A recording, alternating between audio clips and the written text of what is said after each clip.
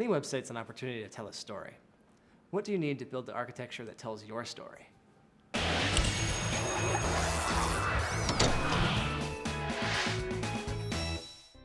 The information architecture, or IA, is the outline of how you're going to tell your story. What do you need to develop your outline of your information architecture? Your IA should clearly identify and organize primary and secondary content categories, really providing the chapters of the story. It should also provide layers of content that build upon each other, the overall theme of the category, to help provide some depth to your story.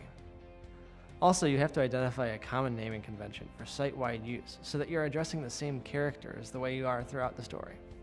Lastly, you should establish a clear path of navigation for users so that they can flip to the page that they are looking for. There are a couple pieces of the puzzle that any good reader needs to put together before they even develop their outline. It's to lay out their plot. What do you need before you lay out your architecture? When you develop your IA, you have to know your audience. There's a reason certain genres of books appeal to certain demographics. They're written and structured to appeal to certain experiences of that demographic. Same is true for your website. You must find out what information is most significant to your target audience. Initially, make content easy for your audience to find.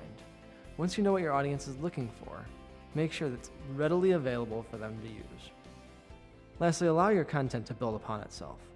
No good story starts with all the possible details right on the front page. That's just not appealing. Your website shouldn't try to do this either. Build upon the content you developed so that each level of the site's architecture builds upon the preceding level.